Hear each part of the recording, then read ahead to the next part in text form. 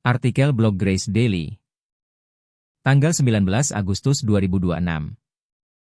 Judul, Napas Kehidupan Kristen, Mengapa Sukacita, Doa, dan Syukur Tak Pernah Berhenti.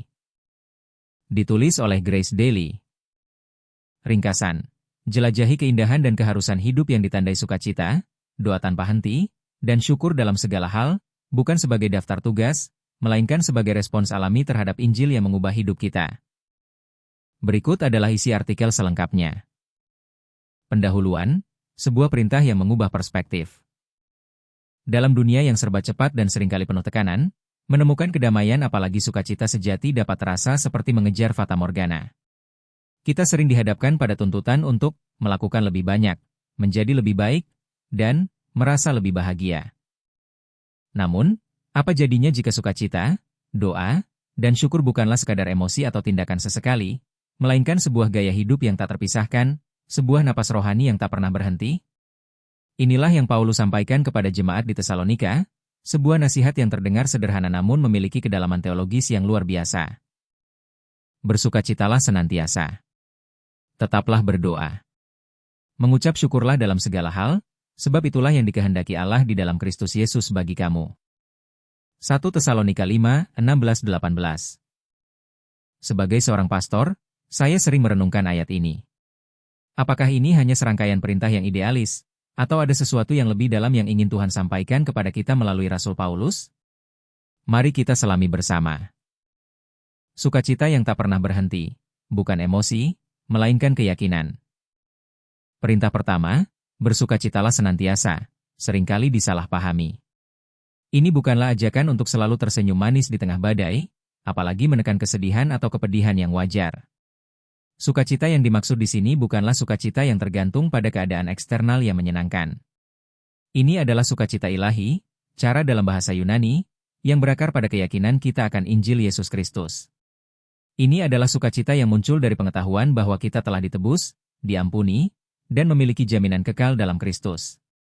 Sukacita ini adalah buah roh, Galatia pukul 5:22, bukan hasil usaha manusiawi. Ketika kita menyadari bahwa dosa-dosa kita yang sangat banyak telah ditanggung oleh Kristus di kayu salib, dan kita telah dibenarkan di hadapan Allah yang kudus, bagaimana mungkin kita tidak bersukacita? Sukacita ini adalah respons alami terhadap kasih karunia yang tak terbatas. Bahkan di tengah penderitaan, kita dapat bersukacita karena kita tahu bahwa penderitaan kita tidak sia-sia, melainkan sedang membentuk kita menjadi serupa dengan Kristus, dan bahwa ada pengharapan yang pasti akan kemuliaan yang akan datang. Roma 5:35. Doa yang tak pernah berhenti, jembatan menuju hati Bapa. Selanjutnya, tetaplah berdoa. Apakah ini berarti kita harus berlutut dan mengucapkan doa tanpa henti setiap saat, bahkan saat bekerja atau tidur? Tentu saja tidak.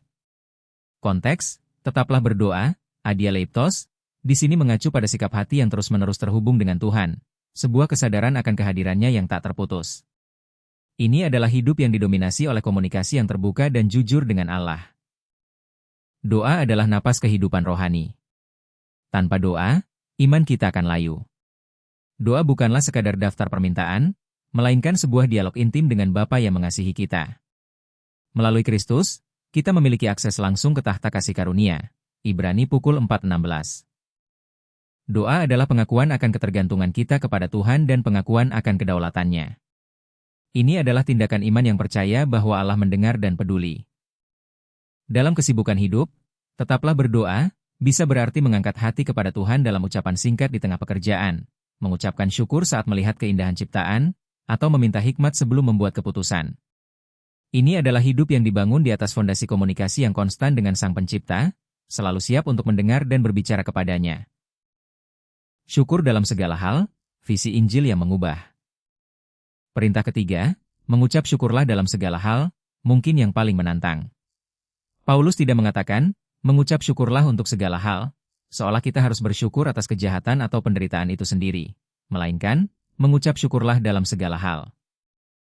Ini adalah perbedaan yang sangat penting. Mengucap syukur dalam segala hal berarti, di tengah kesulitan, di tengah kegagalan, bahkan di tengah kepedihan, kita dapat menemukan alasan untuk bersyukur. Mengapa? Karena kita melihat segala sesuatu melalui lensa Injil. Kita tahu bahwa Allah bekerja dalam segala sesuatu untuk mendatangkan kebaikan bagi mereka yang mengasihi Dia. Roma pukul 8:28. Kita tahu bahwa penderitaan kita tidak sia-sia, melainkan merupakan bagian dari rencana ilahi untuk membentuk karakter Kristus dalam diri kita. Syukur adalah pengakuan akan kedaulatan Allah dan kebaikannya yang tak terbatas. Ini adalah respons iman yang percaya bahwa bahkan di saat-saat tergelap sekalipun, tangan Tuhan tetap memegang kendali. Syukur juga adalah senjata ampuh melawan keputusasaan dan keluhan. Ketika kita memilih untuk bersyukur, kita menggeser fokus dari masalah kita kepada kebesaran dan kesetiaan Allah. Ini adalah tindakan ketaatan yang memuliakan Tuhan dan melepaskan kuasanya dalam hidup kita. Mengapa ini kehendak Allah di dalam Kristus Yesus?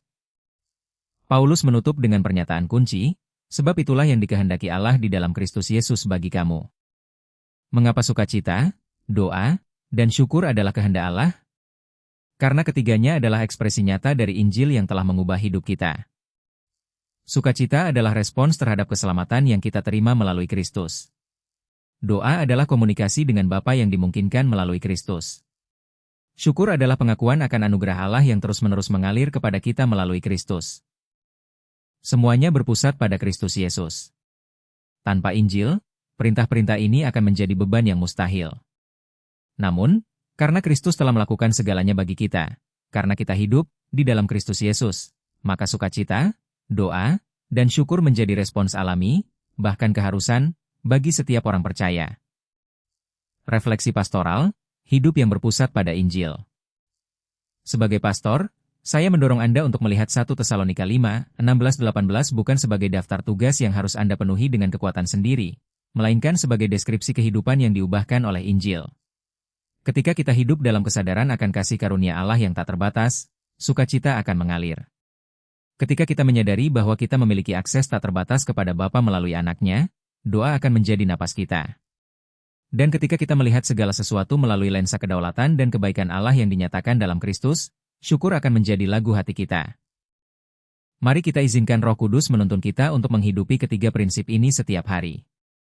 Biarkan sukacita Injil mengalir dalam diri kita, biarkan doa menjadi jembatan tak terputus dengan Bapa, dan biarkan syukur menjadi respons alami kita dalam setiap situasi.